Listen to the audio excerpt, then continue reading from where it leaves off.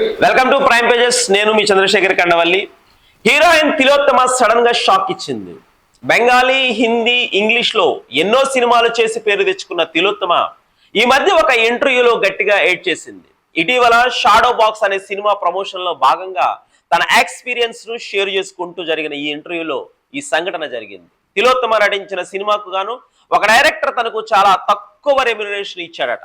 ఆ షూటింగ్ అయిపోయిన తర్వాత జరిగిన ఒక పార్టీలో అందరూ మాట్లాడుకుంటున్న సమయంలో తిలోత్తమ తనకు సరిపడా రెమ్యునరేషన్ వచ్చినప్పుడు ఒక కారు కొనాలని చెప్పారట. దానితో ఆ డైరెక్టర్ ఇన్వాల్వ్ అయి నువ్వెప్పుడు అంత రెమ్యునరేషన్ సంపాదించుకోలేవు అంటూ అందరి ముందు అవమానపరిచారట. ఆ మాటలు తిలోత్తమలో కసిని పెంచి తాను ఎదగడానికి ఉపయోగపడ్డాయని ఎమోషనల్ గా స్టోరీ చెప్పి ఏడ్ చేశారు. ఆ మాటలు నన్ను ఇప్పటికీ వెంటాడుతూ ఉంటాయని ఆమె చెప్పారు.